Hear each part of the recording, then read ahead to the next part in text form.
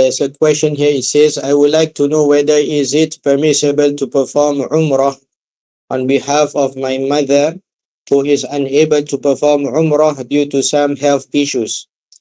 Her problem is like toiletry problems, which will be difficult for her to stay long in the masjid and others. She has ever performed Umrah before, but due to the rewards for Umrah, is it okay to perform on her behalf?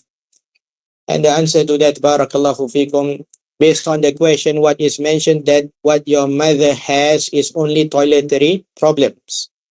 And it is not a sickness that prevents her to go to Mecca. If it is a sickness other than the sicknesses that prevents her to go to Mecca without any problems, then he is not allowed to perform Umrah on her behalf. He is still not allowed to perform Umrah on her behalf. The sicknesses or the prolonging sicknesses, such as a parent being bedridden and no longer able to walk, no longer being able to move a lot with difficulties, these sicknesses, then yes, he is allowed to perform Umrah on their behalf, even if they are still alive. But if the person is alive and he has or she has sicknesses such as the toilet, the urinary problems and so on, this does not prevent a person from performing Umrah on their own. And since they can still perform Umrah on their own, it is not legislated to perform Umrah on their behalf. Understand? Now, if a man, for the women it's easy. There's no restrictions for her clothing. She can wear the the hafadha, the adult what do you call it? Adult pampers, and it will not be something that she must pay kafara also, because there's no restriction in her clothing. For the man, if he needs to wear the pampers or the adult diapers, as they say it, then he wears it and he pays the kafara. What's the kafara? We told everyone to revise, correct? What is the kafara of ihram? Still no?